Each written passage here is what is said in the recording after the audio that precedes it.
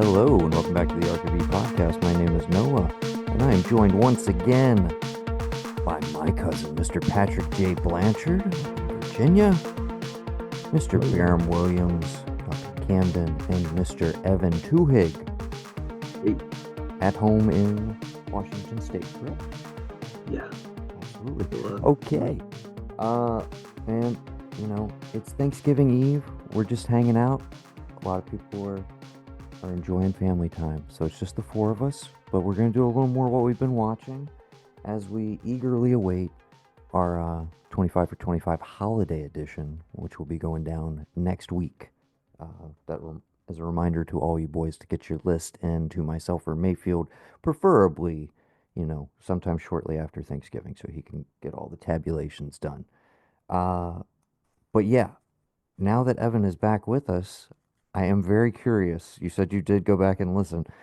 Any dude, I feedback said, on the bracket and the 25 for 25 list and how everything shook out? dude, I think like I was like I was like on a 9-day trip, and I was a military one, and I like working out at the hotel gym, and I'm listening to the episode, and I think you guys got to like, they get the first several on the list, and you get to bring it on, and I was just like, I think I said fuck yes, and you go, this list rocks right when I was listening to it, Yeah. and I was like, this list is fucking way better than the other one. So I was really happy with how it turned out. I would say all in all, it was like more eclectic. It was a little more fun in general. Just that list. I Were, mean, were you surprised that Almost Famous won two separate ways? I really wasn't. I really wasn't, Neither man, was because I when it kind of ultimately happened. I was like, this kind of makes sense, I guess. I With don't this group, it resonates. I don't fully understand Alex's like his like count his like point stuff, but like, I mean, it seems to be because I do agree with the whole, like, if it's on multiple people's lists, it should get like a bump. And obviously that one was on at least, what was it, four lists or Well, is something. it Maybe is it ranked choice? Was it technically a ranked choice Yeah, it's ranked setup? choice. So like your number So one yeah, slot has a certain amount of points associated with it. but also that means So if as your long as a vote bunch of was people had it towards, like in their top 15, it was generating a lot of points for itself. Yeah. but also in a ranked choice, if your vote was for something outside and that has no chance, your vote gets recycled into the next thing on your list. I don't have the So not having the list in front of me. I think I was really pumped that did Forgetting Sarah Marshall make it like on the list in like outside the 20s or something like that, It or sure just, did, yeah. and I 'Cause that was was Mayfield's actually, number one. So yeah, it definitely. dude, in terms of really, rom-coms, yeah, in terms of rom-coms I was thinking about, I was like, that was always kind of like, I mean, it was outside my 25, but it's one that, like he said, I would watch basically at any given time. It was no question. yeah, So just there's Mayfield seems too happy for that to be his number one. Like that doesn't seem like a happy person I mean, movie. that's I used that that was line at work today, the use less line from Paul Rudd. So yeah. it's like, anyway, so just was super quotable. I don't know. I was really happy with the list. I guess is the short version of answering that question. But Okay, yeah, I just wanted to make sure there was nothing. I mean, I'm sure you were still like, how the hell did Southland Tales end up on the list and at number two on the bracket? But Well, such because is it's life. amazing. It's unimpeachably incredible. Yeah. I think Uh, that I think that not being influenced by one another and submitting our lists separately probably also kept people like more on their more honest interpretations of their own feelings on what. Yeah, you're not playing politics with it the whole time. You're not adjusting as you go. You're not Yeah, 100%. playing for what a win. You're just going for your genuine, like, whatever your picks would be. yeah. There's a part of me that wishes we had landed on that earlier and abandoned the bracket entirely because I'm like, we could have done 25 for 25 for TV. We could have done it for album. Through for Like through. Barham just recently was like, dude, are we Dude, doing an albums list? And I was like, there's no time to do that. Also, do you want to what know an why, insane Noah? list that would Do you be. want to know why? Why is that, It's bud? because I started listening to Is a Real Boy the Oh last yeah. couple days, and I was just like, fuck, I want to argue for this album so hard. Okay. Well, maybe you'll get your But chance. Maybe we'll we'll, you we'll had a do good an point that our opinions are probably very, I would say albums would probably be the widest difference For sure. I also don't know of anything we could do. how interesting a music conversation is when we can't really play clips because it would get immediately pinged on Spotify. But uh I thought there but was like yeah, a time limit, like you could play like 10 seconds, but not 15 or something like that. not anymore, dude. I mean, I've gotten copyright striked for Fuck. far less What? at this point. Yeah. I was just thinking, we didn't have a single Fincher movie on the list, right? The top 25. I don't think Zodiac ended up making the ranked choice list. It I was on the I thought bracket. Zodiac did. I It was want to on the disclose bracket, but something. I don't think it made I don't think it was on the ranked choice, no. I want to Hmm. disclose something, which I feel like is going to be no one's going to agree with this. And that's totally fine. Um, I like I was like, which of the Fincher movies do I have recently, like in the past few years, have I watched the most? And I this is it's pretty fucking bleak, but it's Girl with the Dragon Tattoo. I fucking love that movie, and I've seen it so many times, and it never gets old for me. So I was like, you know what? Maybe I should just throw it on my list. If this is a favorites list, I rewatch the shit out of it way more than Zodiac. I mean, I love Zodiac, but I return to that one way more than Zodiac. Zodiac's like an annual watch for me, either in Arctober or just whenever the mood strikes me. But I really love The Killer. Um, I really like Oh, Gone I love the Girl. killer, dude. I love I the killer. mean, I'm a big fan. I like pretty much every. The only one I don't really return to is Button, honestly. It's the only one I don't go back to with any regularity. I will. I've even rewatched Mank like twice, something I didn't think I would ever do after seeing it for the first time, and I was like, that was great, but I've yeah, reversed course on Benjamin Button for sure. I yeah, did not like it. I would say I was lukewarm on it the first time I saw it, and then I really warmed up to it on subsequent watches. So we're I don't know. I'm in the bag for anything that guy makes. I'll go see it and probably love it. I would say. Anyway, so I was surprised that we just didn't have even one well, on the I am, list. yeah, no, we also notably didn't have a PTA on there. You Oh know, I yeah, think that's a big like, what the heck are we doing here? But I mean, it's the if way the cookie crumbles. I'm gonna argue for PTA movies probably just outside the 25 years that are my favorite that's what I was that gonna say, is has that if you included like 3 years of the 90s, I feel like he 100% like Boogie Nights dude, would have been Heart there. Eight. I'm sorry, Boogie Heart Eight. Boogie Nights. Nights, Magnolia, and Heart 8 would all probably be on my list. And again, the only reason I didn't have multiple nominations like for this was because I was like, I'm only picking one, and I went with The Master, but I very easily could have nominated any of the ones from this era. Because I'm no Okay, PTA fanboy. But I love Heart Eight. I love Boogie Nights and fucking One Bell After Another. Obviously, like I am still I am unabashedly Yeah, for a some reason he fan. doesn't seem like a director where I'm like, people are like your favorite directors. He's not one that comes to mind, but yet when you list the He is movies, I'm my like, favorite working director. I definitely would say I'm a fanboy. He's one of those people where I'm like, I'm oh, kind of in the bag. As much as Alex likes to I'm tease not, me I'm for not, like, you're in the bag for Soderbergh, I'm like, I mean, I'm not denigrating yeah. that at all. But it's just one of those like PTA. It just feels like I never think of him in terms of like the directors that I love the most. But when you list the movies, I'm like, why the fuck isn't he? Yeah, Licorice Pizza would actually be way high on my list as well. Like I it's thoroughly enjoyed just that one. absolutely. It's one of I those guys where I keep thinking back to it. And it's like there's the body, like you talk about like the take the body of work as a whole. I think that like he has to be higher because of like one, he produces puts out so many movies and they're all of a very high caliber. Like there's none that you're like, this one fucking sucks, Yeah, like there's no zero. duds in there. Even There's zero like duds. even Inherent well, let's Vice, add which is another. not Let's do a everybody's cup of directors. tea. Yeah. Directors. Oh, dude, we'll definitely do Best directors at directors some of the point. past 25 years. But in terms Well, of rewatchability, the whole don't find 25 all of years this stuff. thing is going to be capped after after this year is over, and we'll be able to, I mean, we'll set our own parameters, but yeah, it might just be favorite living directors. And then we could do a whole separate list of favorite dead directors because that's a pretty easy demarcation point. Uh, Fair. okay. Ev, you've been to the theater a couple times recently? Yeah, so Uh-huh. my favorite theater going event since Eddington was, and just for you guys, I don't know, I called Noah, or I was texting with Noah. And I was like, hey, I had this like rare opportunity to actually get into a theater for a change. This was back when Eddington was out, Warfare kind of came out around the same time, and there was just like that was the time period.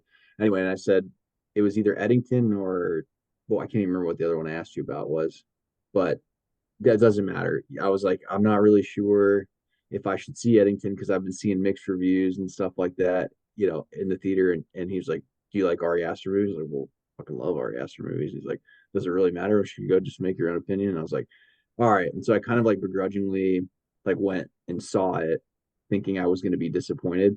And it just absolutely fucking blew me away. And there's been only one other movie this year that I would say has surprised me as much as that movie surprised me.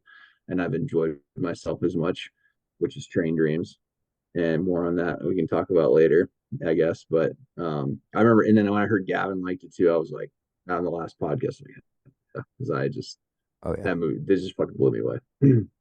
But recently, I was the same thing. I was like, all right, well, I'll reach out to old Noah again and see like steer me in the right direction again because I knew he'd seen a couple of the things that were in the theaters. One of which was so I was kind of like leaning towards Predator Badlands, and I was like, is that the movie I'm in? But Begonia's also out there. Maybe I should catch that before it leaves theaters.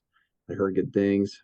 And I said, fuck it. And I went to the theater and I rolled from Predator Badlands into Begonia, which was one of the greatest matchups. I don't know why. It was just like the best I night at the feel like movie it's theater. here's the thing I'll Sounds great. propose. I think you could do that double feature in either direction and it's good. It's Like totally you could watch fine. Begonia first and then watch Predator Badlands or Predator Badlands and then Begonia and it works either way. All right, so And I'll Predator just Badlands, I don't know, this might be into spoiler territory. I've been eager to see it based on reviews, but I also read like there's no human characters, but yet one of the two most promoted leads looks like a human. She's a I'm Wayland gonna Yutani butcher. android, which is revealed in the trailer. So Yeah, I don't feel Okay, like that's a okay. second I trailer just shows I her didn't like know if cut in I'd missed half. that or something. yeah, I don't know Okay, if that that makes so a yes, lot of sense. she's literally a Wayland Yutani unit. Yeah.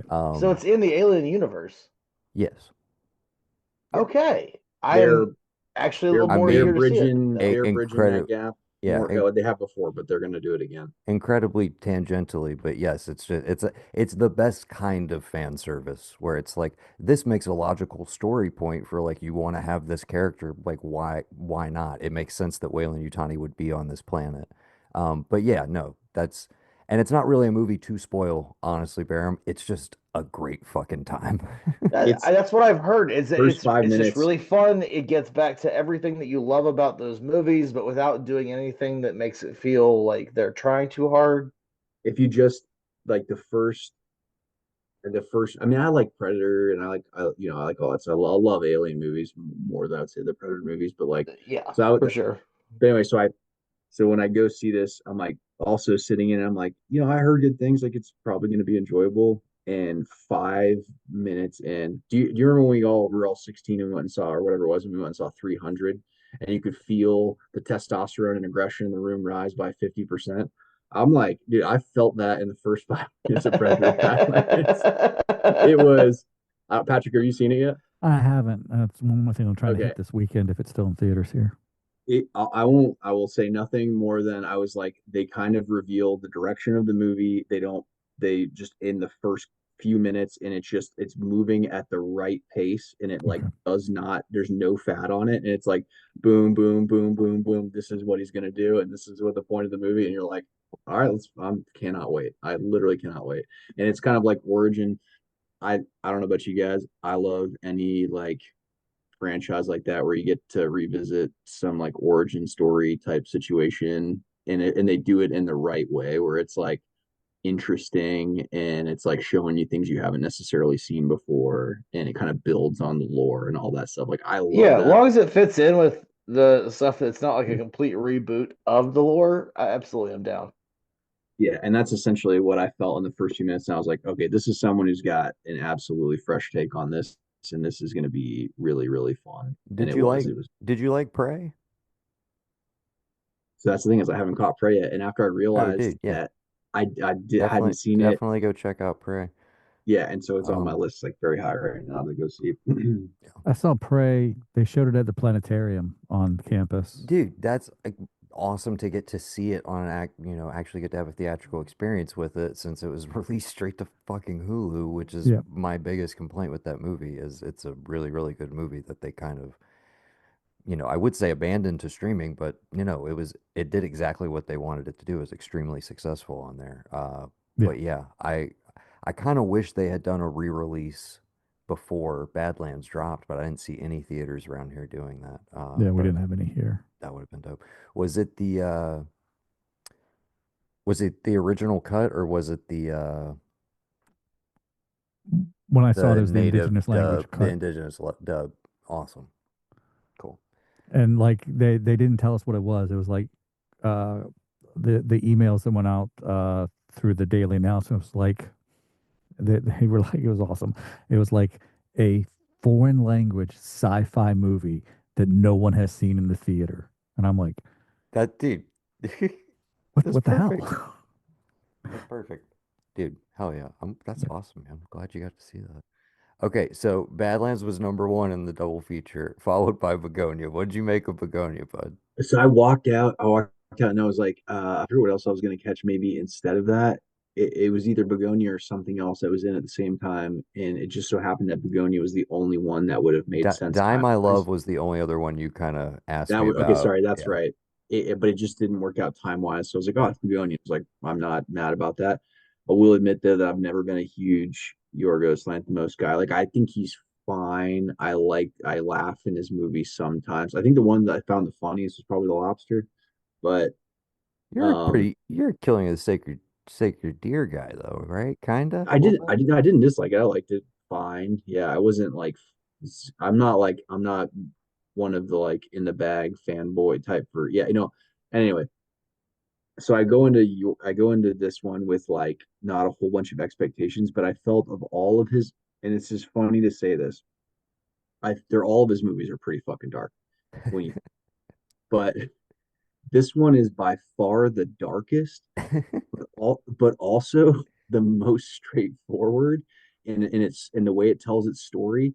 And it's like there's like far less like Ar Artifice, like kind of, the yeah. but there's still a little bit of that at the end. Oh, But for it, sure. But the kind of obtuse way that people talk to each other in his movies, it's more approachable. It's more oh, approachable than very all of his other very much stuff. so, but it is also like to your point, some of the darkest content that's been in one of his movies, which is I saying was like, something. Yeah. especially, I won't ruin the ending, but I was like, holy fucking shit. Yeah. One of my favorite, yeah, endings of the year for easily. I can't wait for Gavin to see it because did you see Kinds of Kindness? So I haven't caught that yet. And Okay, I heard Gavin talking about it the last time. So Gavin had it on his top 10 that year. He was like, he loved it. He really went for that one. I was like, dude, I like Kinds of Kindness. I didn't like full on love it. But this one, it was definitely the more I sat with it, like it was literally I woke up the next day and I was like kind of still thinking about it and I was like, yeah, and I literally bumped it up my year-end list like much further. I really, really like this. But yeah, I agree. I think it's weirdly maybe one of his most accessible outside of like The Favorite, which obviously was kind of the breakthrough. And again, it's so weird that something like Poor Things that was so, you know, aggressively out there was like a huge mainstream hit. Um, I will and this the first, sorry, I didn't mean no, to, no, sorry. the opening, like before the title card in Begonia though, I was like, I feel like a lot of people are like, I'm out. Like absolutely not, which is essentially the introduction to Jesse Plemons' character and the Dom character who I I did not know. He's lights out, by the I way. One of my favorite performances of the year. And Unfucking believable. He was I so did good. not know anything about that character going into the movie. So that reveal in the context of the movie and like again, I don't want to say too much because it's so fucking Yeah, I don't wild. want to ruin it Mayfield, either. uh, It's so Mayfield has seen it. Yeah, I think we will definitely be talking about it again later in the year, but definitely one of the wildest the wildest movies you can catch right now. And listen, I think a I'm a huge recommend from both of us at the very least. yeah, no, I dude, I was trying to figure out in my own mind where it racked and stacked for the year. It's funny because after that evening, and then I'd seen a couple other things too, to include Roofman, and then I saw Train Dreams, and I was kind of like lukewarm on the year, but after I'd seen all of those, I'm like, you know what? It's actually been a not a bad year on the whole. Like if you start looking at everything that's come out, like it's actually there's been some bright spots, and it's not been like There's been some gulfs where it felt like, dude, nothing's coming out, but like the highs have been pretty high this year. I've had some great times at the theater. yeah. I mean, we Um, got Sinners, I, we got One Battle. I I just mean, sorry, I just want to jump in. Begonia for Barham, Patrick, and possibly Brendan is about two guys who kidnap a CEO of like essentially a tech company, because they think she's an alien from outer space, and they kidnap her and hold her hostage. Oh That's yeah, the movie. Okay, I don't know if you've I seen the trailer. I've seen that. I rather surprised based on how it looks that I saw the trailer so many times in the theater this year. Yeah. Like I saw it like in front of four different movies. Again, he's weirdly like a big brand name mainstream director. Like somehow through the Emma Stone Association in the last couple yeah, I movies, don't. it's like they open his movies on like 2,000 screens. It which is pretty fucking insane considering what most of them are like. And I kind of love that. But yeah, not all of them work for me, but when they hit, I mean, again, The Lobster It was really hit. on my 25 list. I that's my favorite of his, but I'm always interested in whatever he's doing next, and this one totally worked for me. One plug, I just have to say, or in there, just like I've seen, I know she's been nominated like a million times for his movies. It seems like at this point, dude, and listen, I'm a huge Jesse Plemons fan. Like, always loved it. I would watch him in anything. I mean, I thought he stole the show in Civil War, but Yeah. uh, I thought was just blowing everyone away in Um, that. I don't know well, why. I mean, I thought everybody was lights They're out. all great, but I just thought that But when every time she was on screen, I was like, damn, yeah. yeah. Uh, well, to praise Plemons and also transition to his significant other, um, one of my other favorite, uh, le I, I'm gonna call her lead. She might as well be lead in it. Lead actress performances of this year is Kirsten Dunst in Roofman, which you referenced, which is the Channing Tatum starring, based on a true story about a dude who robbed a McDonald's and then 43 McDonald's. 43 McDonald's to be exact, and he was very nice about it, and eventually found himself on the run on the lam, and or excuse me, he's sent to prison. He breaks out of prison and hides out in the roof of a or excuse me, they call him the roof man because breaks in the roof on McDonald's. He ends up hiding out in a Toys R Us and basically living there for several months and starting a life in the local community. And it's one of those like, oh my God, you'd never believe that if we told you this, this must be a movie. But yeah, and then they made it into a movie. It's directed by Derek C. in France, who gave us Place Beyond the Pines and Blue Valentine. A little bit of a change of pace from him. Still the same kind of grounded emotionality, but this is a feel-good movie for the most part. And I think for me personally, like just charmed the pants off me. This is very high on my year-end list at this point. I loved it, and particularly uh, KD, man. Kirsten Dunst is just once again, she does things She with her. plays a woman from She North does Carolina things. very well. She's Yes, amazing. she does things with her face that not many people can do, where she can just like tell you a whole paragraph's worth of Believable, emotions and yeah, sentences with just like a look on her face. That's all she has to but do. subtle. She does not oversell it, and I think that's the She's key is that yeah, she really underplays everything and just the right amount. she more and more is like, and she's never been this way really in any roles. She's one of those actresses, she doesn't like change that much aesthetically. She doesn't like put on a lot of, you know, oh, she changed her hair for this or prosthetics or like doesn't really do that at all. But to me, always feels like different, unique people every time I see her in something. She Full doesn't, time. Yeah, yeah, it's the personality. Yeah, she doesn't have to rely on the visual to differentiate her characters. absolutely.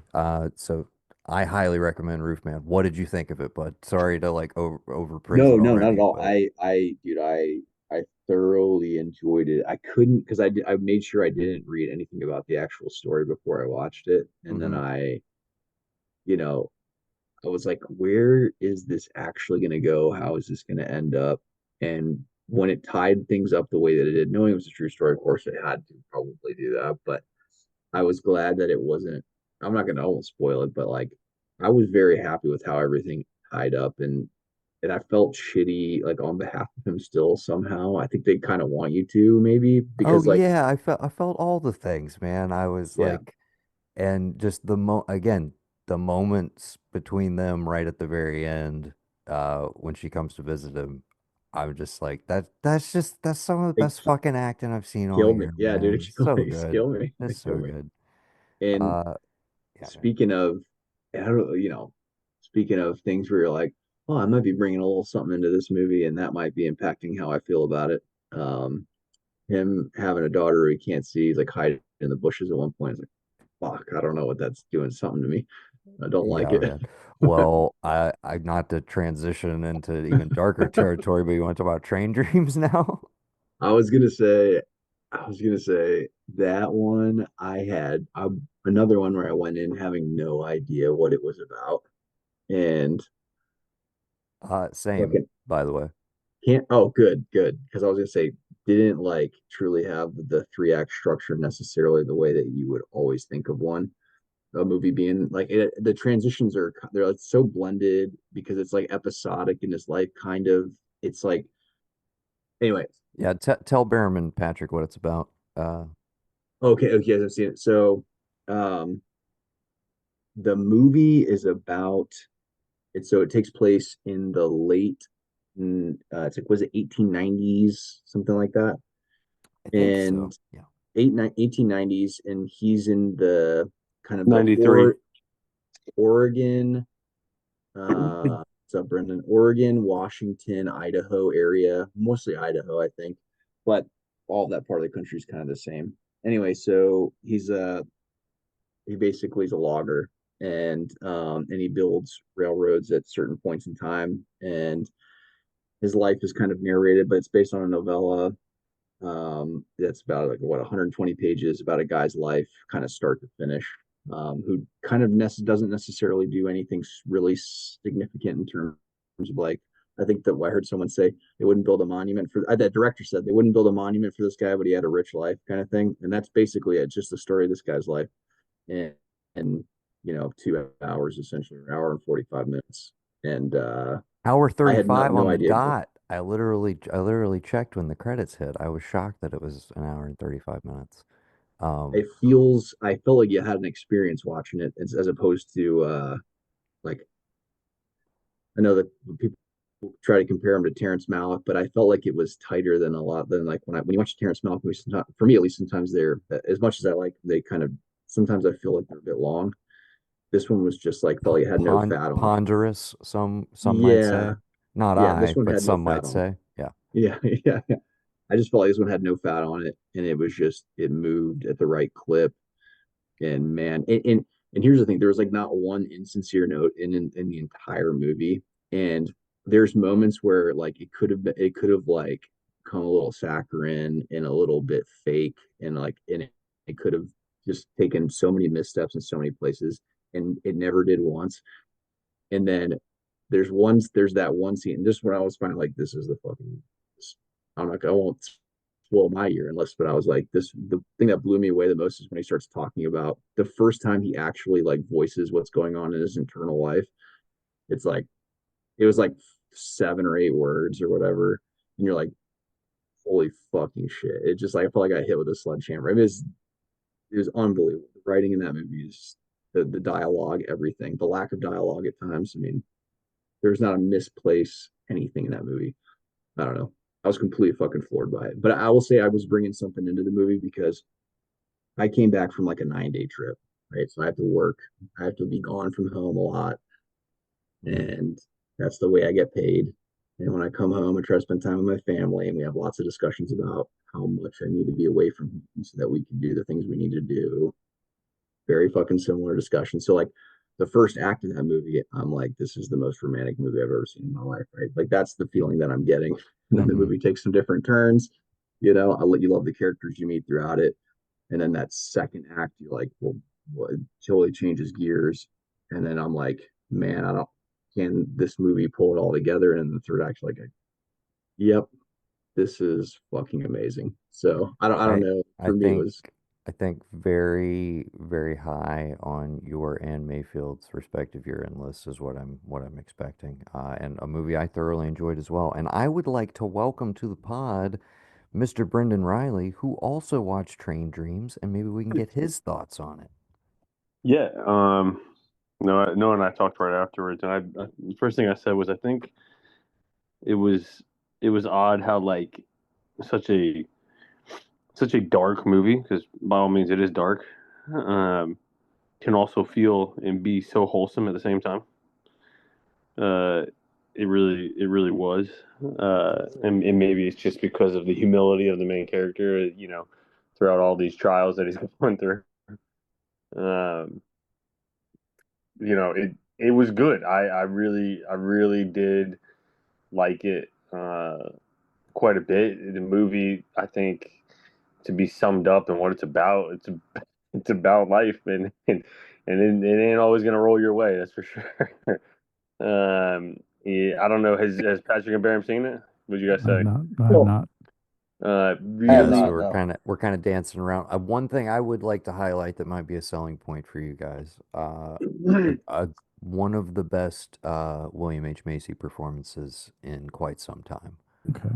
Kind of a nice showcase for him for a Paul little Schneider stretch. I'm too. I'm pretty sure he has the most dialogue in the whole movie. He also talks He like a totally mile a does. minute, so he definitely squeezes in the most like per scene. That's for sure. uh, but It's the most but yeah, excellent use of William H.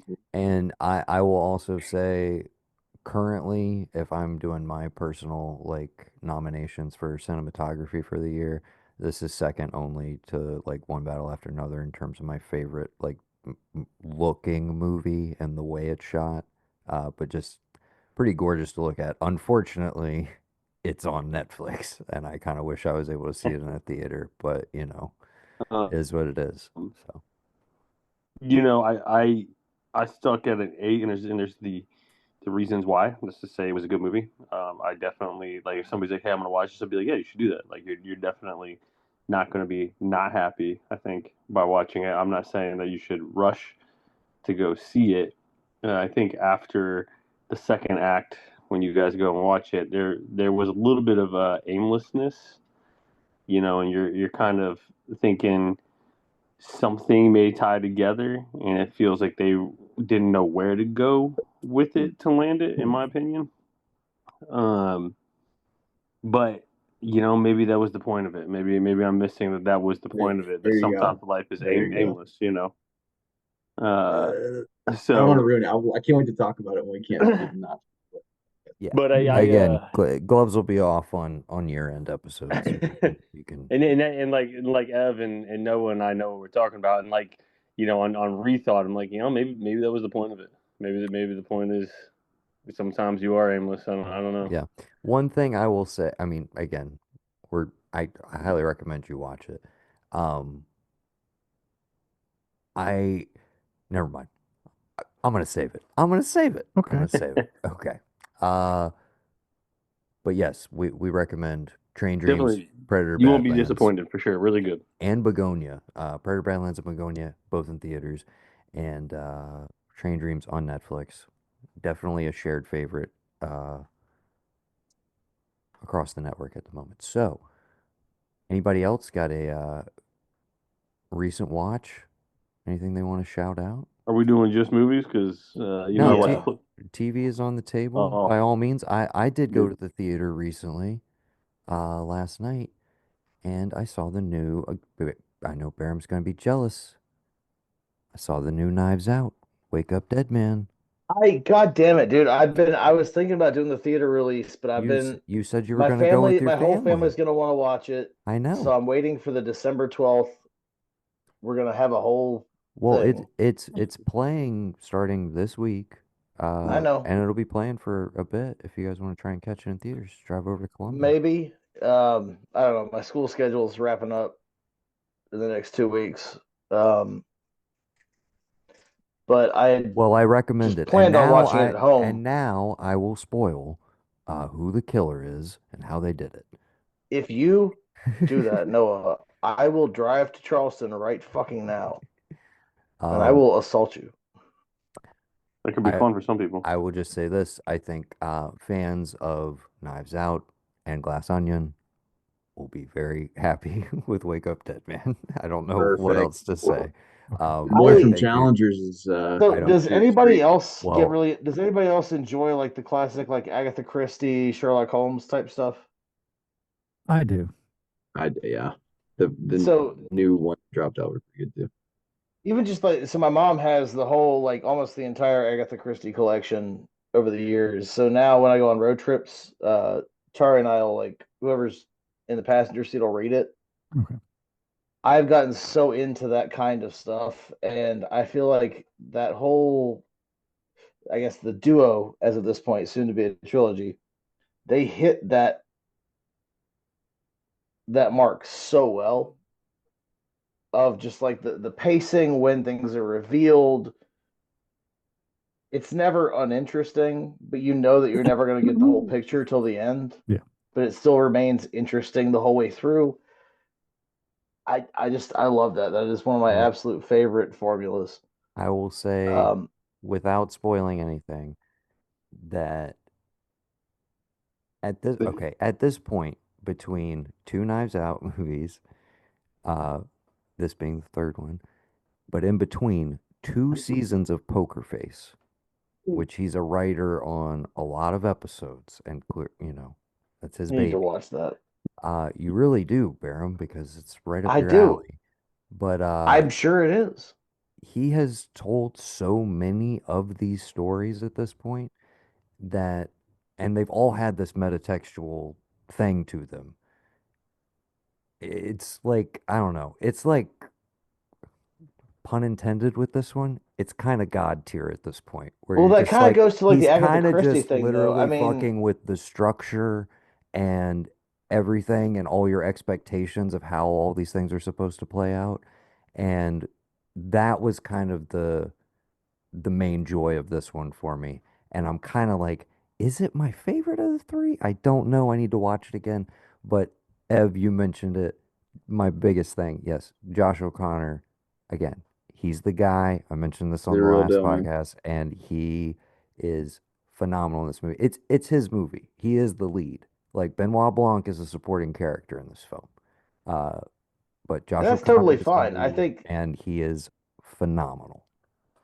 Yeah. I I think mean, that's where Challengers is a when you coming have out such a party, strong It's like character, they can take a background role and they cannot be the lead of a story, well, it's but kind they of can just make ensemble. it complete.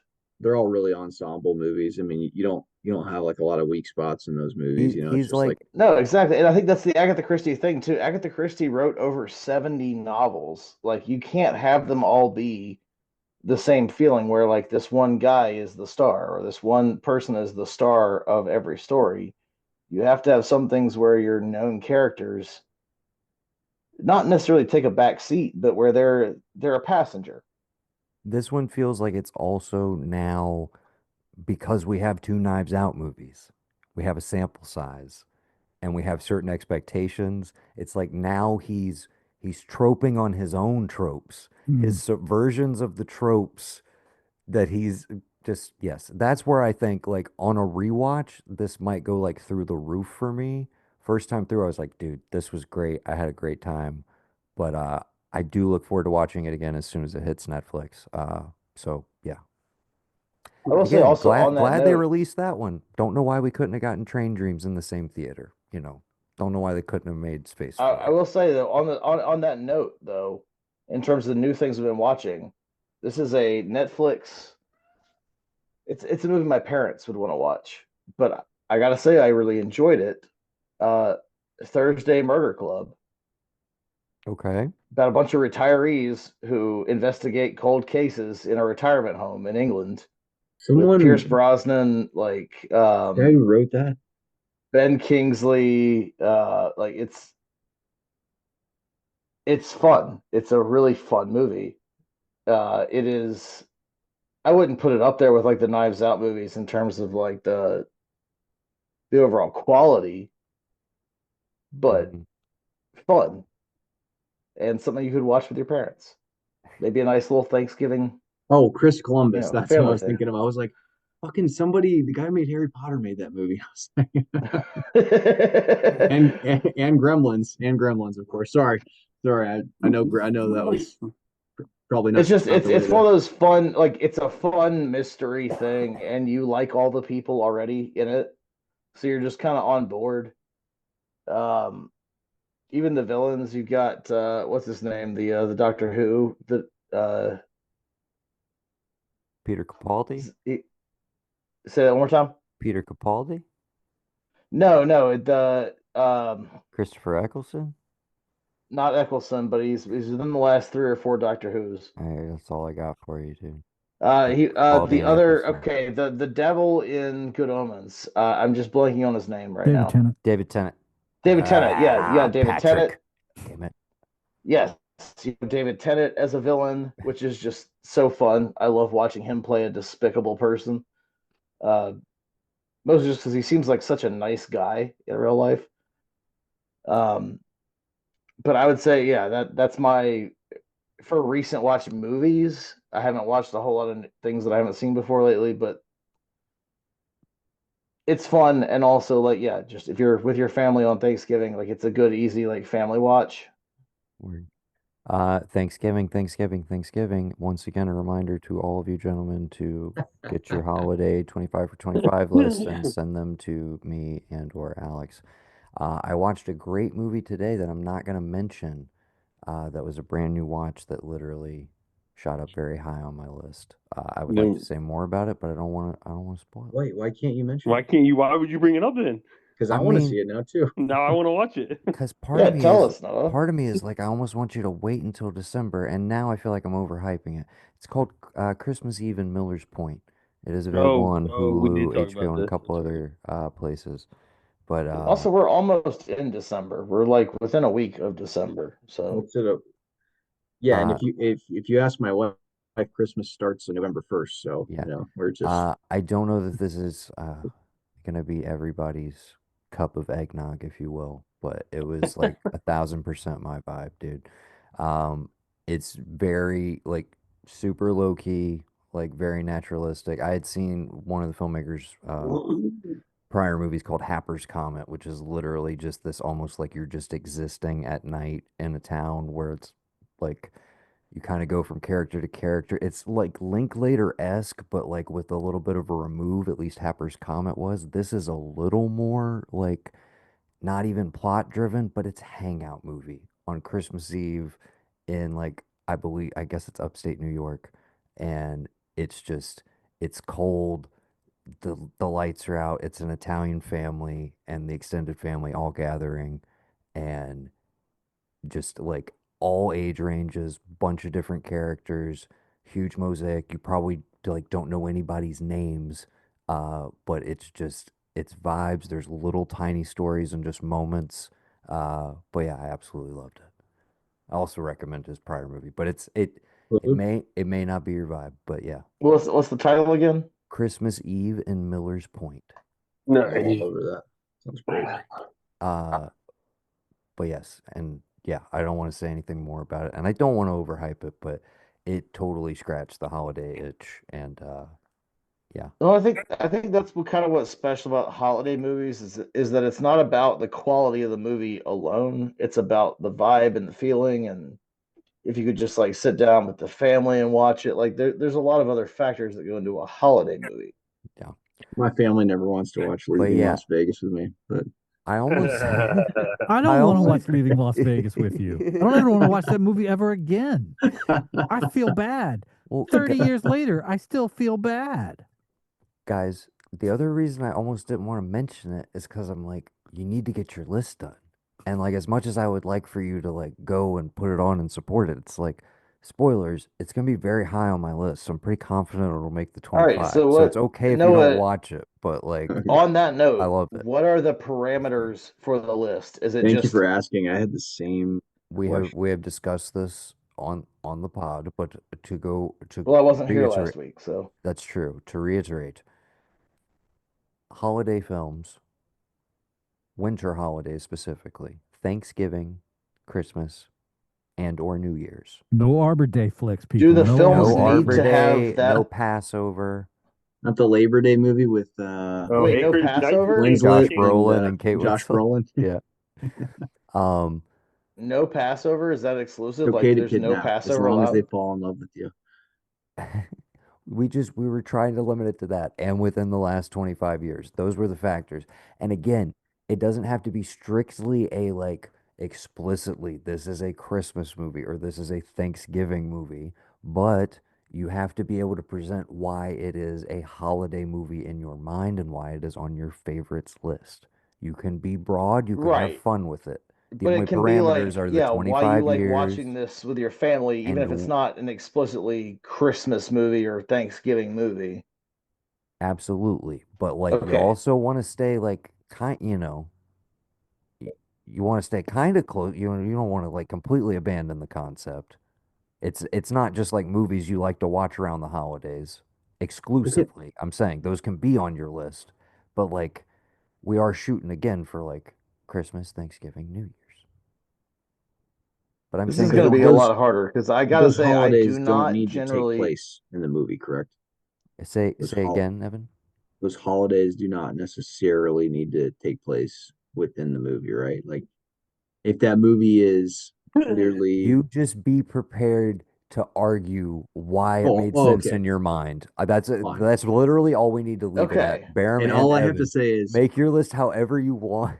Sorry, say Because I'm it. going to say, I have memories of like a I movie I'm can't. We thinking of can't that hear is you, a dude. terrible movie We can't hear you. that What'd you nobody's say? probably ever seen. Barham, hold on a sec. I said great, Like we can't hear you, dude. I got you're whispering great so white quietly. great white buffalo. Oh, That's okay, okay, okay.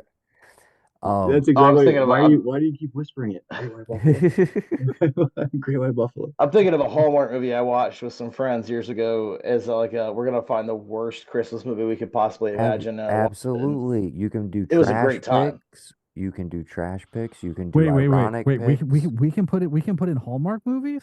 You can put in whatever you want. Fuck, I can complete it now. I Like I mean, can go. Dude, I got 16 other movies now. I What did guess all Patrick I'm say? saying Boogie is Nights? Brennan's first ghost 18 romantic Hallmark threesomes that have vaguely Patrick, something to do with Christmas. Like, come on. Brennan's first 18 movies are Hallmark, and then number 19's Die Hard, and then it goes from there. Die you Hard's Also, not I a do Christmas feel like movie. this and group of again, Die people, Hard would not work because the Oh 25 year shit! limit. The Sorry, 25 year. but sorry. Just I feel want to like keep you this group guys of in people, check. especially Evan and Brendan, for some reason, I feel like y'all would agree with me.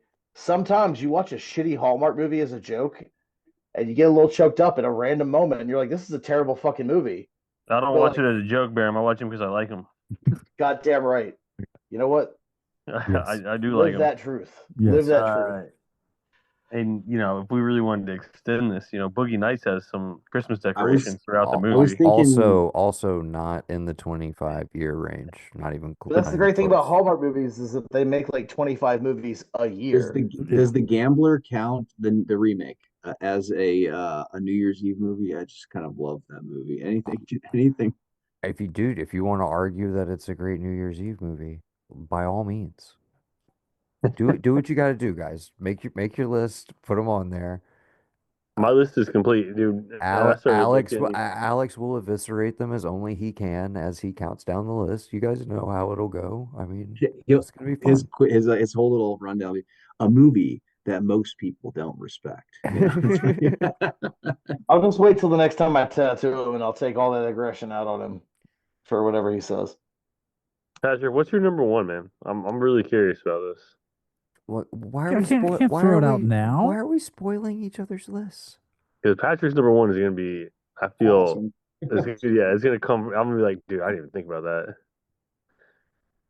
I don't know if it is a number one like Bring It On was, but That's what I'm talking. Like, where did that come from? Because Bring It Yeah, On, our list was like 10 times cooler because Bring It On's on there.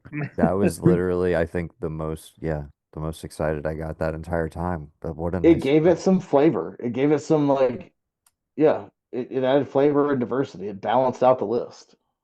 Did balance the list. I may or may not have seen that movie over 100 times. Now, were It's you just one of what? those like I've seen it a couple times, but it's just one of those I would have never thought of. But as soon as you said it, I was like, fuck, I have no argument against it. I really don't. Patrick, were you watching it for your love interest or for It was a case of my brother and I had an apartment in Ghent, which is the area where we live, and we didn't have cable.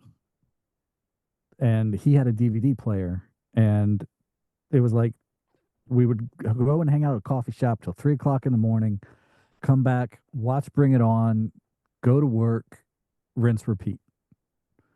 It was just it was That's the greatest reason When did ever. you sleep? I miss no, I miss Was the those sleep times of between like Bring It On and work, getting or a like hooked little on where? a bit, yeah. movie. Like Okay. I feel like I don't ever do that anymore, but there was definitely times in my young movie watching life where it was like, this is all I'm watching, like Joe for a Dirt. minute. Joe Well, dude, I Dirt. was gonna say, Noah, Ocean's when you and I 11. lived across from each other, like you had cable and I didn't, but we really only ever went to watch cable when like South Park came out, like with the weekly episodes. Otherwise, we were watching the same DVDs, the same shows, the same movies over and over and That over. was pretty much us watching all of the HBO series that we were, Yeah, still not that able was to watch Deadwood, that because we was The didn't have cable. Wire, like that was Carnival, 6 Feet Under. Carnival. Oh my God, Carnival, 6 Feet Under. Yeah, fuck. Because yeah, I had Turner gave me the Carnival DVDs. Yeah. I'm still mad Anyways, about that. I'm still mad that that ended I have the way a it did. I'm gonna shout out a Netflix limited series that everyone will probably not watch, but I just want to give it a shout out because I'm thoroughly enjoying it. It's the one with Claire Danes and Matt. Is it Mark Reese or Matt Reese? What's after his that he's from home, not from Homeland, but Americans. The American Matthew Reese, I believe. Yeah. Matthew Reese. It's fucking great. We're burning through it. And the show's called The Beast in Me. So And what's the brief outline? the I've seen premise is trailers, but I haven't really paid attention to it.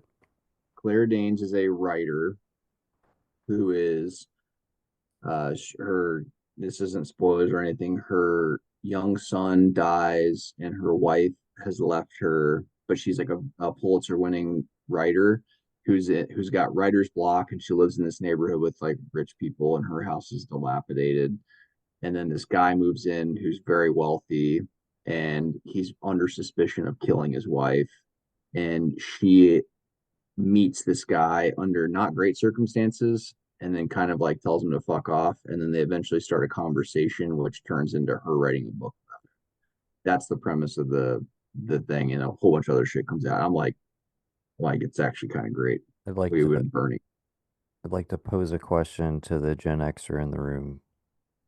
How do you feel about Claire Danes? I go back and forth on Claire Danes. Like, uh,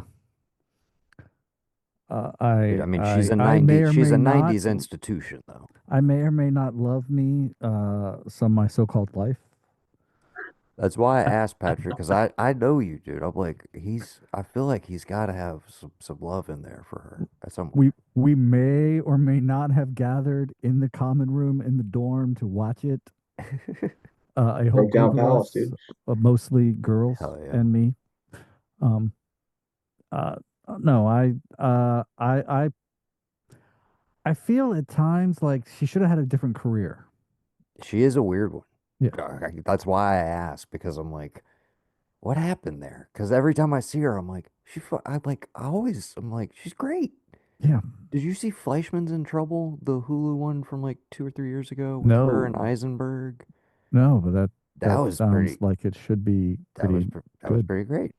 Yeah. Homeland's good. She's good in Homeland, man. Yeah, Yeah. I guess go about Homeland. But yeah. yeah, I just I think she she got trapped in TV land, honestly. yeah, She didn't really have the 2000s that she maybe could have because Homeland blew up and was such a big thing. And then yeah. she was Like trapped I on Showtime for what, like, how many seasons did that show go for? Must have been 7 or 8. I mean, it was like 7 at least, I Yeah. think. Like I was expecting a bigger blow up after uh Romeo and Juliet. Oh yeah, for sure.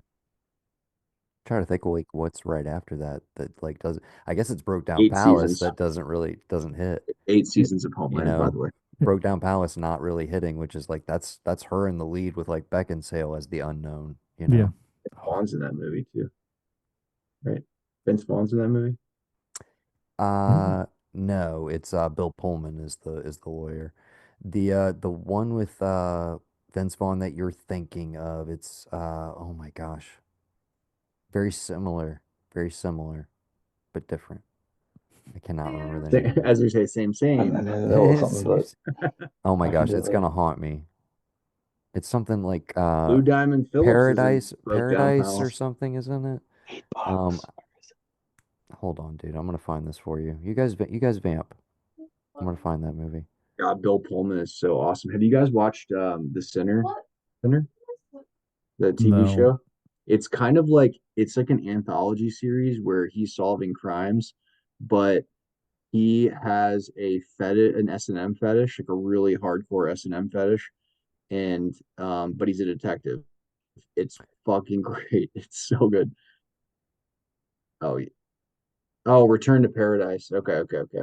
With Anne Heche and Joaquin Phoenix, which is a very similar looking poster to the Broke Down Palace poster, which is why you're Do you floating love on how your brain. my young brain was No, like but do you know how just I was just like, dude, I know the poster he's thinking of and why he thinks Vince Vaughn is in Broke Down Palace. It's because of this movie, Return to Paradise. Yeah, because you're from the same time period. You exactly, understand. man. I'm You like, walked through the I get same it. movie store aisles that I did. Yeah. Absolutely. But yes, it's actually Bill Pullman as the lawyer in Broke Down Oh. Palace. A movie that Gavin and I covered on a 2x2 retro review, but I don't know if that's one of the ones that Spotify ripped down because of some sort of weird copyright strike, because I don't know Mm. if you can search it. But Hey, plug for a Bill Pullman you, show. I just The Sinner first season with Jessica Biel and Bill Pullman is fucking awesome. I don't know if anyone has it. I think it was like a USA show, not even USA. It was like it's probably on Peacock or something, but it's completely or actually Netflix had it for a long time. They probably still have it.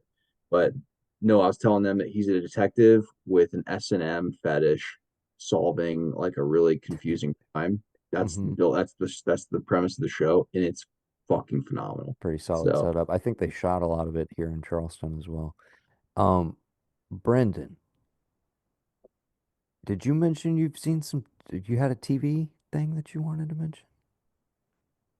Uh, uh, dude, Noah's been trying to get somebody to hop on this bus with him, and I did not mean to the have any pun pluribus, the pluribus, Brendan.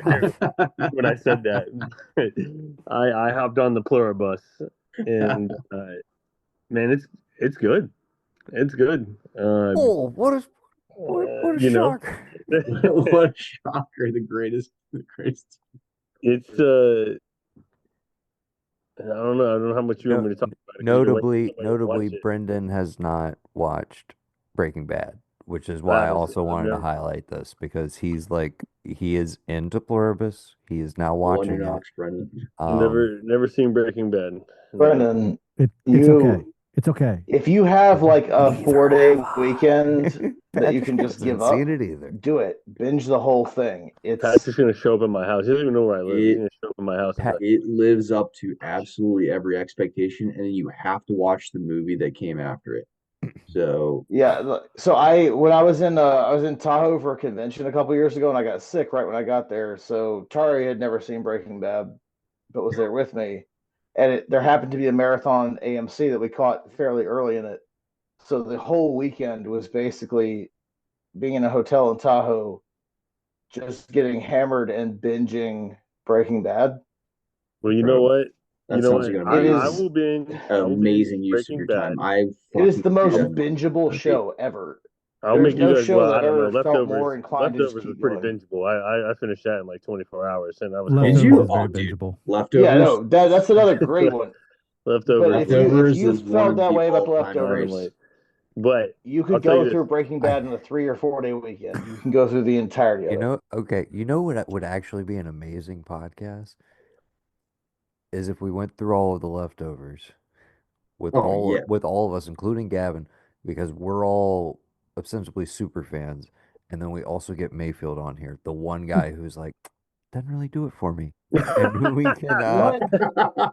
we Noah, can we can finally Noah, like take him to task for it. We just force him to Noah, do watch you have every his episode address? Because again. like I'm gonna start sending him like I don't know, not like threatening things about it, but just like we're the like crochet plushies of things from leftovers like that. Dude, I used to watch YouTube scenes of the leftovers. Just like I would pull up YouTube and just watch like my favorite scene from the Dude, previous week's episode. Just to feel when something, like to feel when I Reading some was from the watching book of emotion. Job over an open grave.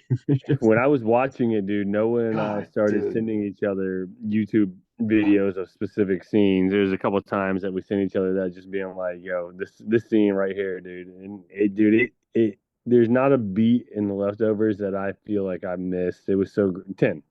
10. I don't If even you you know, need to it is a feel 10 out of 10 it's so good. every every second of single it, time. every single second of it. I'll If make you y'all have this a deal. feeling you need to I'll make y'all this feel, deal. there's a clip that will make you feel it. And Patrick, I'm sure you'll buckle up for this one. I'll make you a deal. I'll go binge watch Breaking Bad, and you guys got to go binge watch Below Deck. There's like 18 seasons. Is that what you've been watching, Brendan? Listen, in my free time, that's the one reality TV show I'm still watching. It's called mentally unplugging. That's Is that the one where it's like the people that work on the crazy yachts and stuff? Yeah, yeah. It's We so used to good. Every watch. time I see an So ad for good. that, I think about Donkey Punch. Like it just Oh, makes me think about Donkey Punch. that was the horror movie where they basically they do the donkey Yeah, punch. Right? yes. Yeah, Like, it's try like the to- below decks people, like the guys that work the ship, Yes, use it to pick up girls. And, yeah, the great Tom Burke, one of my favorite guys these days. But yeah, pretty but I'm just awesome like, premise. what on that show could ever live up to the height of Donkey Punch? Okay. Um, Probably nothing that would actually air on cable television, I would imagine, Barham. So, Exactly. yeah. no, I don't know how much you want to talk about it, but I mean, it is sci-fi. It's a new take on a sci-fi for sure. Oh, I mean, I just basically know, wanted you to tell them that you're in, and because again, I don't you, want to you spoil need to this go. pilot for anybody, but I You just need I'm to need go. saving You need everybody to to go watch watch it. it so that we can You need talk to go about watch it. it. It is. I don't know how else to say this because I mean it in a good way. And it's not going to sound good, but it's like it's stable. I'm not like in a rush for the next episode to come out, but I'm definitely going to finish watching this. It's like Did you watch the new one that dropped good. today? Well, I not They yet. they I'm on a did. podcast with my friends. Well, I know, but So they you could say did. well paced. Yeah. They did But it's they did early release because of the holiday. I just wanted to give you uh a reminder.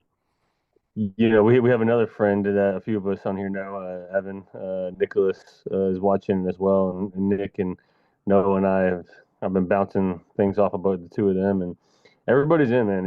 It's good. If you watch the first episode, you'll definitely watch the second one. If you don't, then that's just weird. I love Vince Gilligan and stuff, so I've been saving it for where I can binge the whole season. Like, I'm honestly I might be at that point myself, just schedule wise. It's so hard to like keep up with things week to week without losing focus. I feel you. I don't know how to say I it. would. Like it's really good, but I don't feel like I need to binge it. Does that make sense?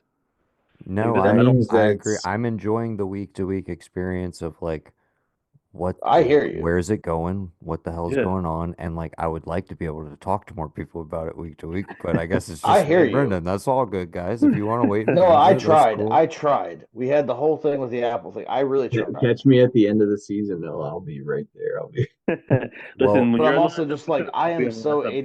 ADHD about shows right now. Like I feel like I might lose momentum and then have to restart anyways. So I just feel like it might be better to binge it. I did really try with the Apple thing. it's all good. Then just wait till the end of the year. It'll all be out. It's only going to be 9 episodes, so they've only got 4 more left to go. The only other show I've been watching is over on HBO, and it actually wraps up this coming Sunday. And Your that's company? Tim Robinson's The Chair Company. Is anybody else watching Chair Company? I keep hearing good things about it. I, I mean, Brendan, you did not like Friendship at all, right? No, You're not going. There's no way you will enjoy Chair Company.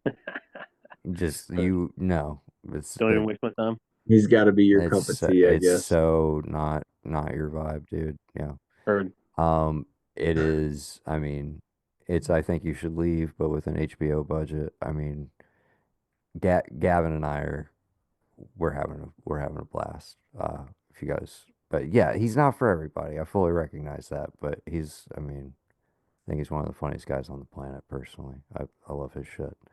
Uh, Now, can I throw in for what we've been watching? Can I throw in something that's like absolutely not within the last 25 years, but just that's been a delight?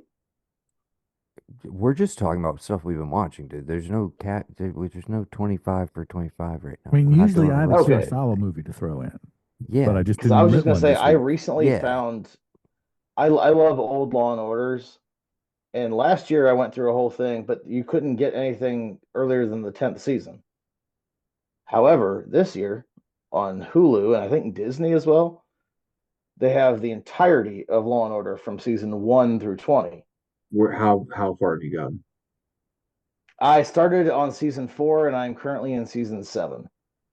Oh, okay. I thought you were gonna say you started on one. That would have been No, cool. so what I like is more of just it was always the hotel watch whenever I was in a hotel traveling. Of course, You'd catch like Law and Order marathons and it'd be at some random point in the that or series. forensic files. Forensic Files, or okay, this one, Forensic Files, was great, but there was a better one called The New Detectives on um, Discovery Channel. Like this was one of the early bonding things I had with my mom was that anytime my dad was out of town, we'd stay up late watching forensic shows. Probably fucked up for like an 8-year-old kid, but still.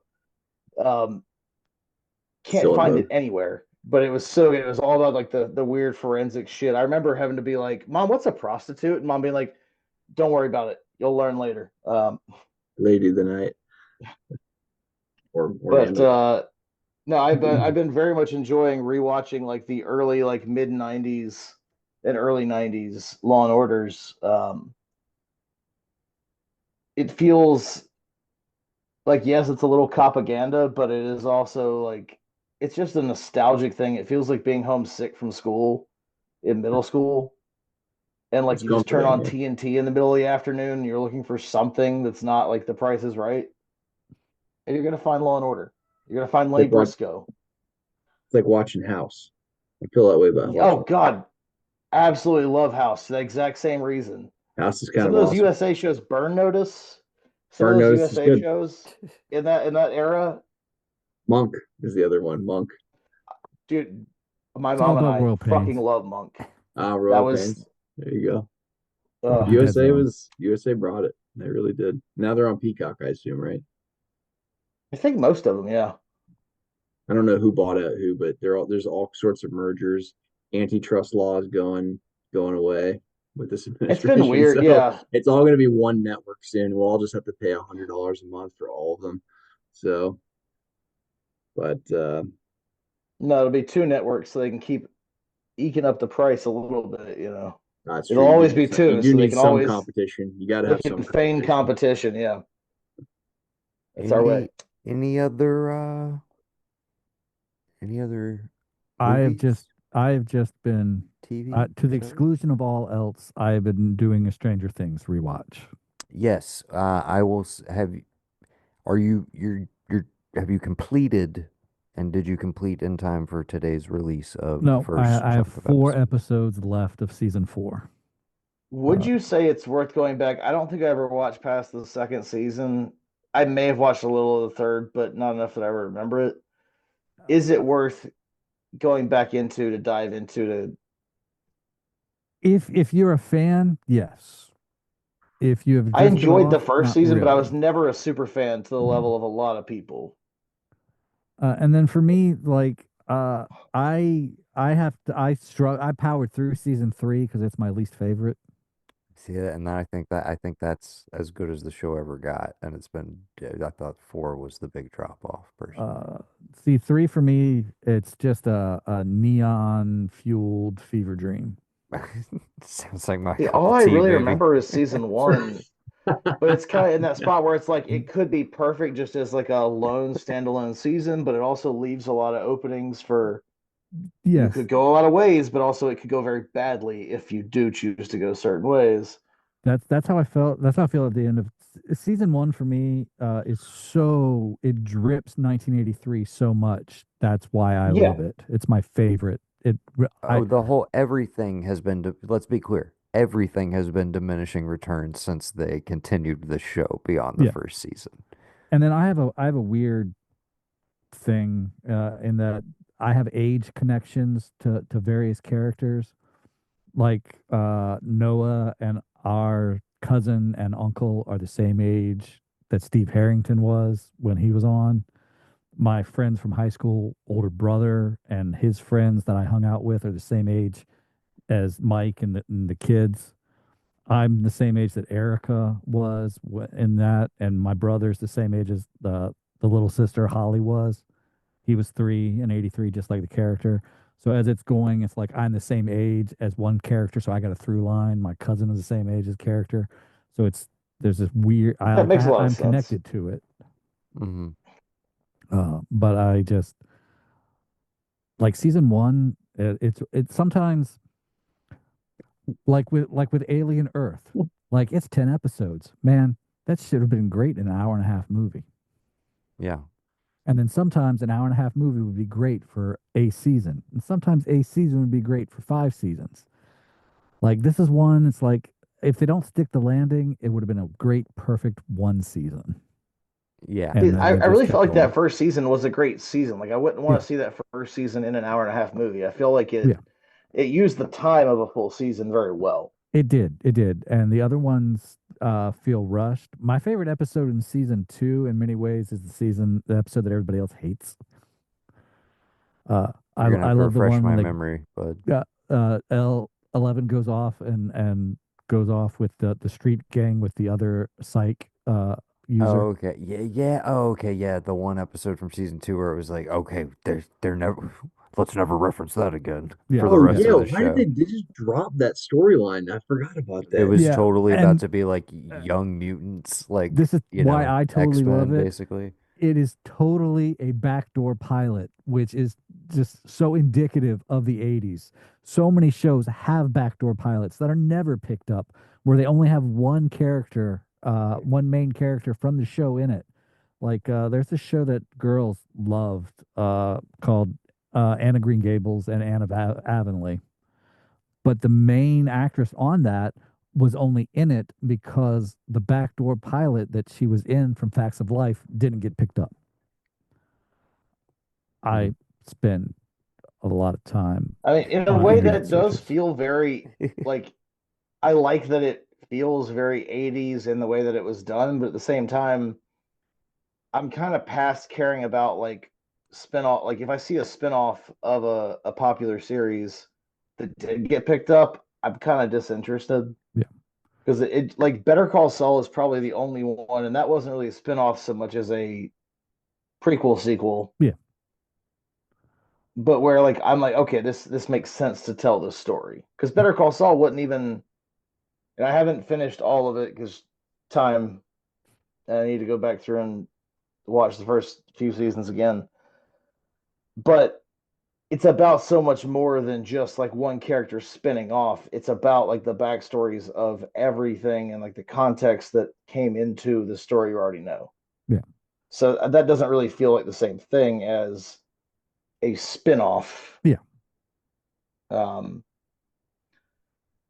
so like I like that, in the theme of the whole 80s style doing that, but at the same time it doesn't make me more interested in watching like if something had gotten picked up. Oh no, it totally doesn't. But for me, it's just as a kid in the 80s, I saw so many backdoor pilots in shows. Like in the first 4 seasons of The Dukes of Hazzard, there's like five. So yeah, it feels like watching a show in the 80s where you have like this episode that feels a little out of place, but it also Yeah, fits right in with the formula.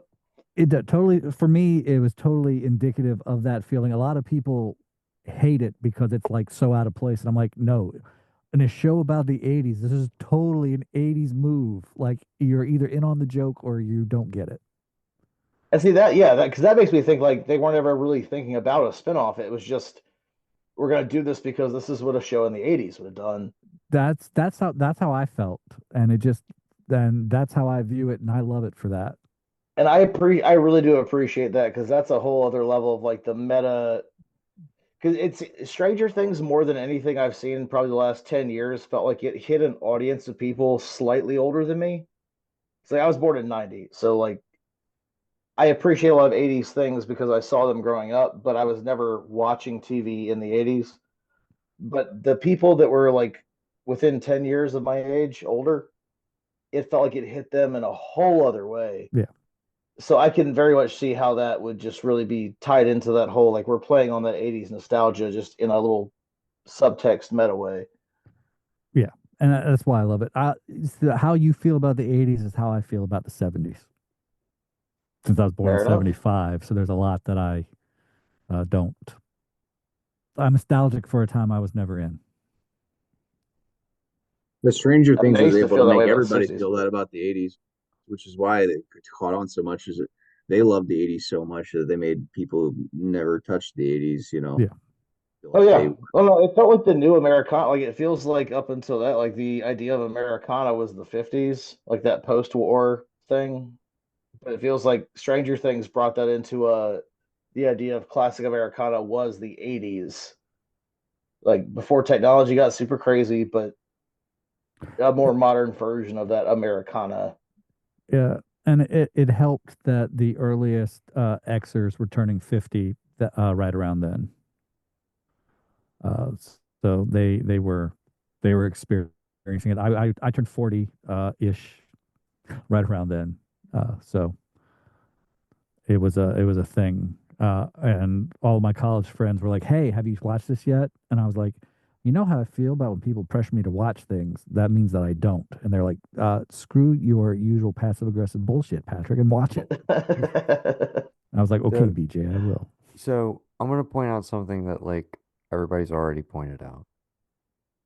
The age of these kids, Yeah, which you could almost read as like at this point, it's like, oh, now we can do this as an ironic joke because every high Yeah. schooler in the 80s was played by like a 30-year-old. yeah, But like still the age range they're supposed to be playing when it opens and this when this final season opens, no spoilers, but we open in season one with a little bit of a flashback in 83, and then we jump 4 years into the future, and you see these kids, you're just like, really, guys? Like, you these really still want 25 me year to olds. buy into this shit? It's just, I mean, I feel like a yeah, when you're tough putting it like sell, man. It's a The memes are really awesome. The memes tough when make you're great. sell. Oh, juxtaposing yes. it with The that memes are great. earlier age, yeah, yeah. it's a I'm having a yeah. Well, So I have What's it? only They're like watched the 30 first years old and they're episode saying friends don't of lie. season five, but but still like I do kind of I like it's that yeah, playing into Evan, that meta no '80s thing of bullshit. having them play It much is younger. it is literally like yes, there are moments like exactly what you're just saying where I'm just like Yeah, if I looked at Noah, and said, "Hey, no, friends don't lie," you'd slap me. You'd slap me. You'd say, "Sometimes they'd have to."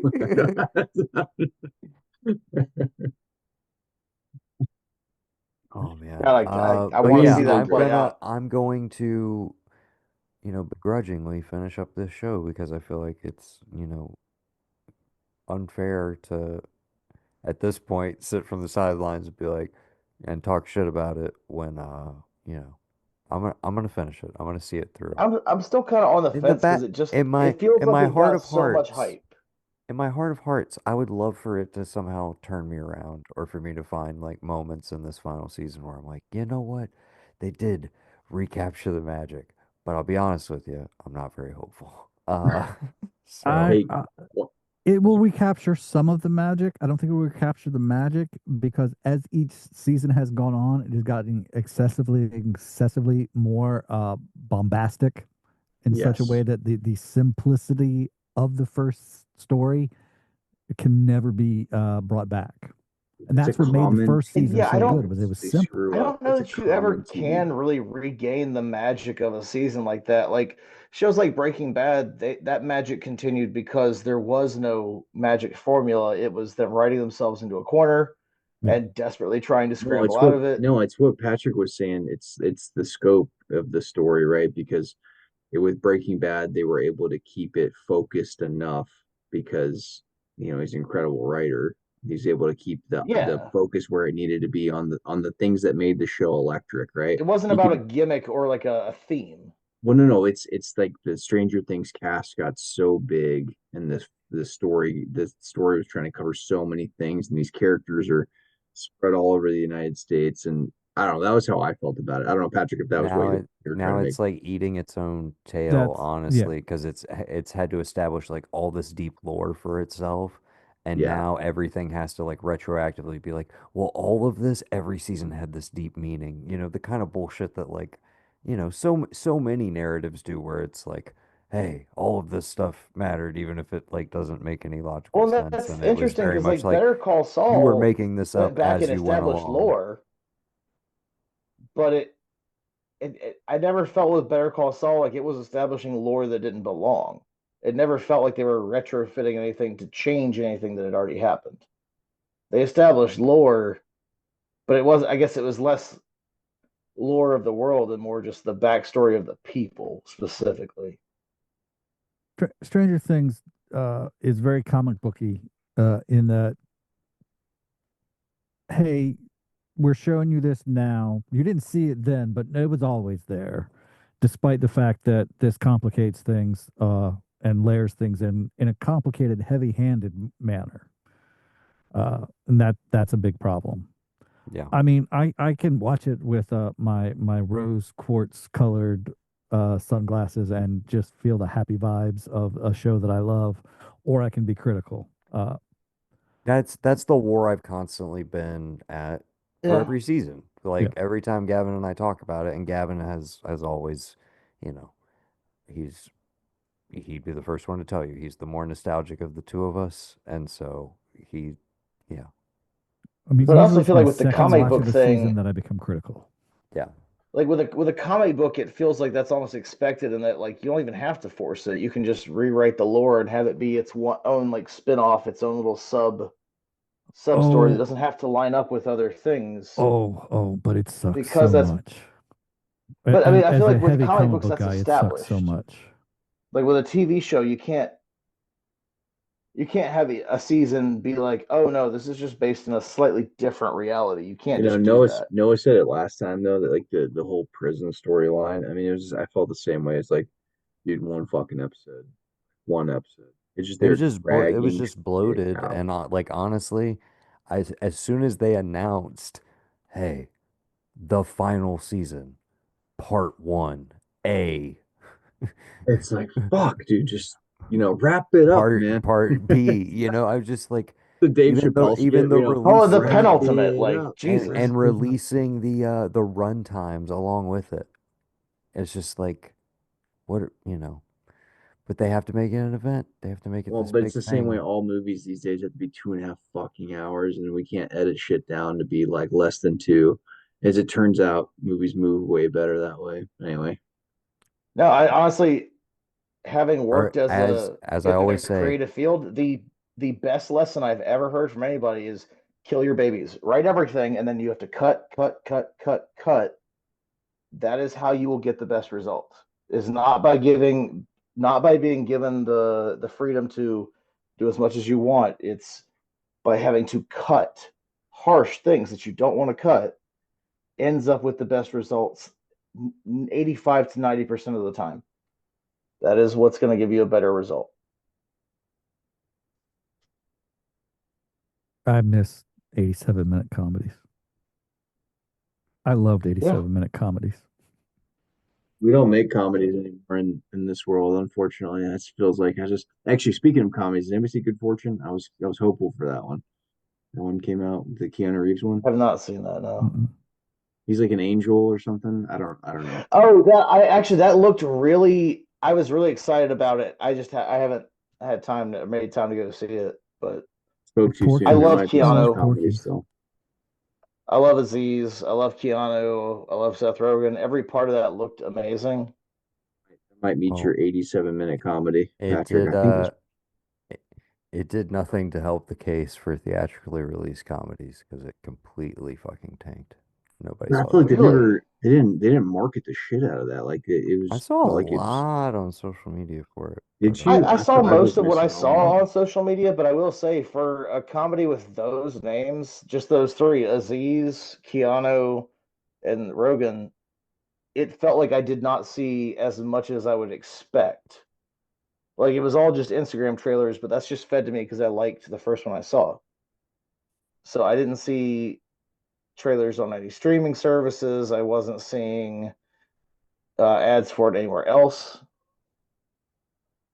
well, anyways, it came and went. It'll be on streaming or it is on streaming. It's But publicly Evan, you rentable said right you now. did enjoy it. No, I was asking to see if anybody else had seen it because I wanted to check it out. I'll pay the $20 if it comes to it because I I, I'm really just want to do my life that bad. Let I'll me wait. know if I'm you do. I'm just Text me if you literally do. I waiting will. for it to I'll be make the free effort. streaming somewhere. But yeah, Just if anybody watches it, let me know, and I'll use that as an excuse to go ahead and just watch it that day. I really wanted to see it. It's just one of those things that has not been a priority. gotcha. Um, I guess while we're wrapping up, anything you guys are looking forward to coming up theatrically? Any Marty Supreme plans? dog, let's go. Yeah, Marty Supreme, that'll be Christmas Bro, Day. That's a little ways off, All but right, very wake up dead, excited. man. But I'm totally looking forward to the remake of Silent Night, Deadly Night. What is, are they dropping that Christmas Day as well, Patrick? No, it's like December 4th, 5th, that week, like Okay. the week after Thanksgiving. Who is that directed by anybody we know? I have no idea. I just Silent Night, Deadly Night was the uh the movie Skate. that was in and out of the theaters. It opened the Mm-hmm. same day as Nightmare on Elm Street. Uh, but it got completely protested Yeah, because that's the one that had the protest ban, right? yeah, Yeah. yeah. And then I Yeah, a watched it VHS recently. classic. I rented it immediately because of its reputation. Sorry, you were Yeah. saying?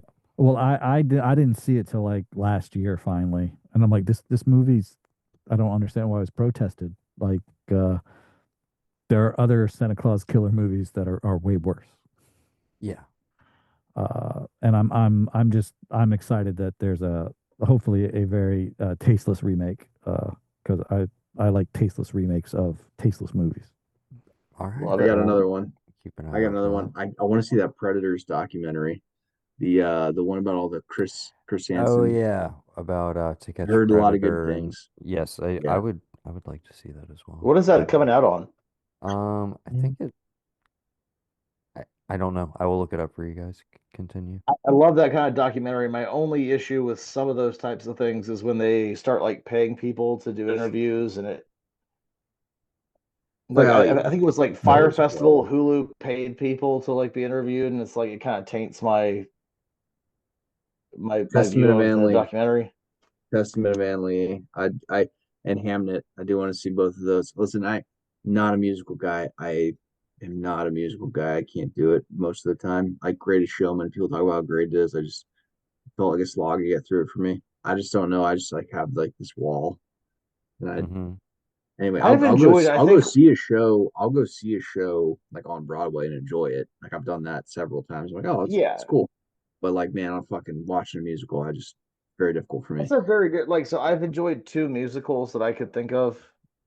One was Book of Mormon. The other was Chicago, and it may have just been because my parents bought it on DVD when it came out. That one I did enjoy, but it's never something that I'm like drawn to. And I also might have liked Chicago just because it had a lot of very attractive women in This one scantily clad outfits. this one supposedly will break through the barrier of if you were not a musical person, it will. Oh, I don't know. That's all. I'm hopeful. I'm actually going to check it out. Testament Annalie, and then what else was the one I just said? Um, Hamnet, the new Hamnet. Chloe I do Zhao. want to see Hamnet. It's probably going to be a Hamnet seems interesting. kick in the junk, Like but it, I'm kind of honestly like I don't really have any Stranger drive to go see Interests. anything Shakespeare based, but it does seem like it's being done very well. Train Dreams is a bit of a kick in the trunk as well. So if I'm being Yeah. honest, but you What know, was? Train Dreams. Oh Or yeah. Sam was like, hey, you want to talk after this movie? And I was like, I can't talk to you for like a little while. I'm gonna need it. Need some Brendan, time. Brendan, are you there? I don't think he can hear us. Never mind. Continue. Uh, No, I was not okay after that movie. yeah. Fuck, I can't wait till we can actually talk about it. I really want to see Sentimental Value, Oh fuck, forgot the about That that new one. looks. Joachim Trier, which Jay is Kelly too. the follow-up to Worst Person in the It's World. it's one that I I do want want to to see see, Jake but I'm Kelly not. as well. Sorry, go ahead, Barham. I was saying I'm not excited for how it's gonna make me feel. Like I feel like I really do want to see it and I need to see it, but I don't feel like it's gonna be a fun watch. This person in the world With sentimental value, was like it great. just Wasn't fun, wasn't fun would not be how I describe it, but it's definitely great. yeah. Yeah. Like I think like it's one of those I'm excited for it, but I don't think it's gonna be a fun time.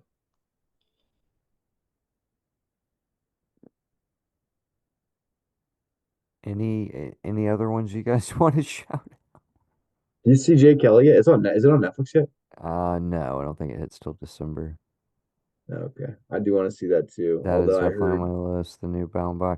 Yeah. Uh, I'm kind of hot and cold on him as a director in same, general. same. Some of them I love, some of them I'm kind of indifferent towards.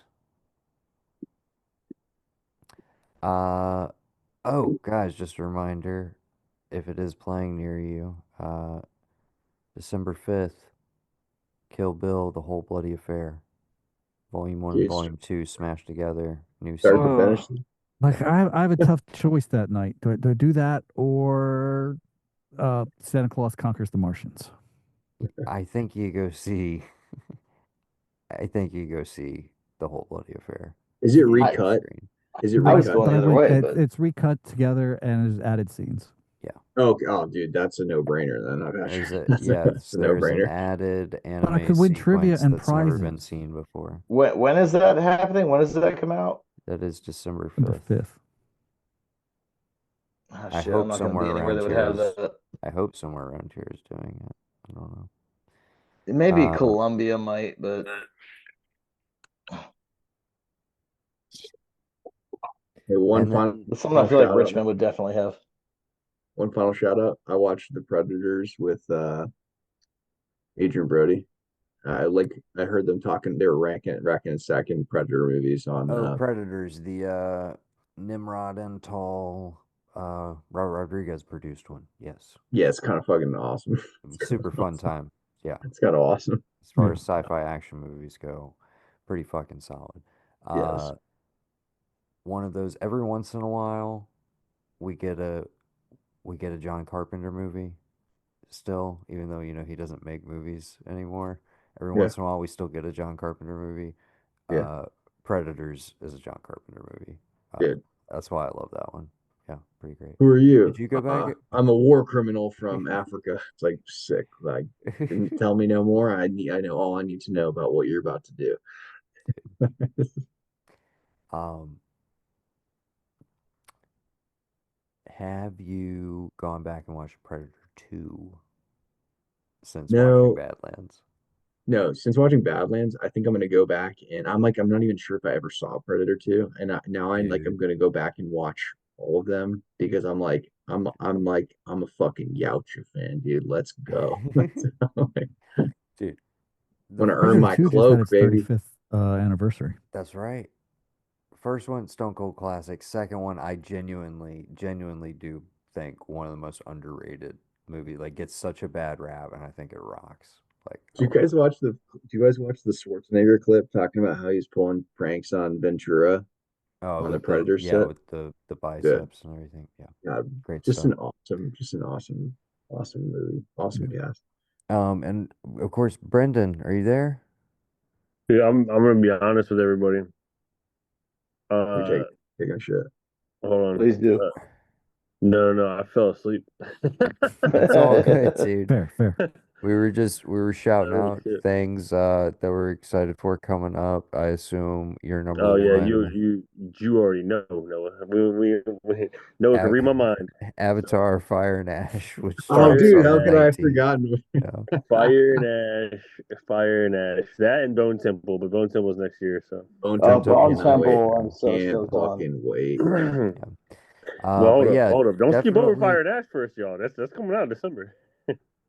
I'm kind Yeah. of pumped for it too. If they have anything like the whale scene from Way of Water, I'm Oh, in. dude, I It's gonna saw So be good. another trailer in front So of good. a new trailer in front of Wake Up Dead Man last night, and I was just like, it's not even in Yeah, 3D yet. I'm pretty pumped. yeah. Uh, very excited for that. That's gonna be awesome. And obviously, a lot more award contenders to hit, but I think the game plan will be to try and get our year-end list like relatively locked um, around New Year's, basically, and do our collective site list. And then I was like, any of the stuff that we get to in the overflow, because there's always that January period where stuff is making it our way. Because, well, I know I don't know. I don't know where your nearest theater is, Evan. I don't know if you get, like a mile.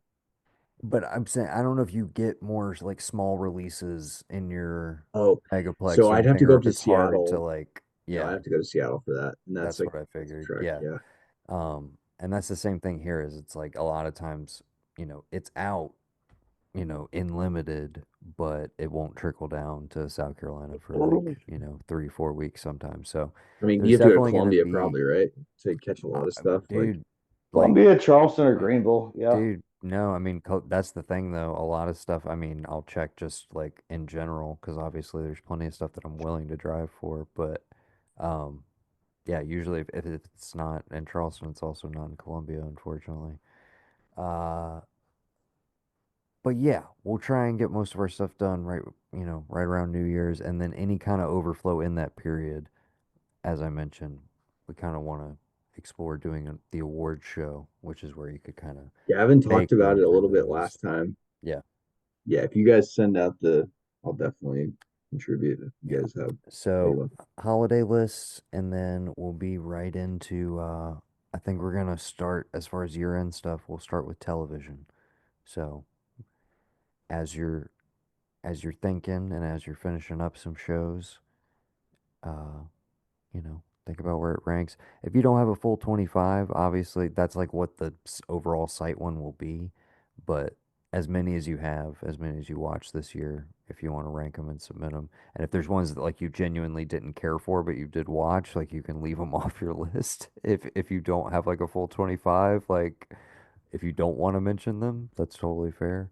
Uh, but yeah, I know shows are like, not as easy to come by as an hour and a half or a 2 hour movie. So, I'll be watching Freaky Tales, I think, tonight, by the way, after you guys' last dude, I podcast. still So need to do it too. So actually tonight's a great night right before Thanksgiving, because I'm off tomorrow. So maybe that's a good suggestion. Or we'll end on a Freaky Tales recommendation once again for anybody who has not watched it. I believe it's still Oh no, what available did you on talk about Netflix. it? What do you think? No, dude, that's what I was just saying is I still haven't watched it. no, And we're gonna watch it Ev tonight. said We he's said about to watch it, and I was like, dude, you know what? It might be a good night for Freaky Tales you guys because I got pushed it nothing so hard on. last Yeah. episode. I was like, all right, I'll fucking watch that. So I was circling that one for a while actually. And I was like, I don't know. That is a 2025 release, and maybe you need to see it for consideration for your list. Who knows? Uh, yeah. Any final thoughts, gentlemen? All right. Well, we Happy hope everyone Thanksgiving. has a lovely Thanksgiving. To all of you and yours, listener, and to everybody here with us tonight. Once again, Mr. Patrick J. Blanchard, Mr. Barron Williams, Mr. Evan Tuhig, and Mr. Brendan Riley. I thank you, gentlemen, very much. And shout out to our other regulars who couldn't be here, Mr. Sunshine Mayfield, and of course, my brother, Gavin Blanchard. Okay. Until next time, from everyone here at the RKV, we would like to say happy Thanksgiving, and we appreciate you very, very much. And you've been listening to what we've been watching. That's it. Okay. All right. Love y'all guys. I gotta go. Love you guys. prep a Yes, turkey. I'm sorry. I'm passing out a little bit too. Fair, All fair. right. I get to Happy do the Thanksgiving, turkey this boys. year. Yeah, So I am thrilled, but I have to go Happy miss Thanksgiving, the turkey. Till the Brendan. next one. See y'all. I expect that annual text. Better not disappoint. I don't think I got one last year. I don't think I got one last year either. You're slipping. Just wanted to remind I you do think before I've you been pass slipping. out. All right, Patrick, you gotta send me your phone number so I can get you. It's in the group. We're in the It's in the group text. It's in the group chat. Yeah, but if he He's doesn't probably the text me only one that doesn't personally, have a name associated with it. I need. Just send it to the group chat. Or you gotta That's do personalized perfect, yeah. ones for everyone? I got you, dude. Especially for Patrick. He's never had The one. dirtier, the better. Okay. Good night. Good luck tomorrow on Church Day. All right. So long and Love good you night, guys. fellas.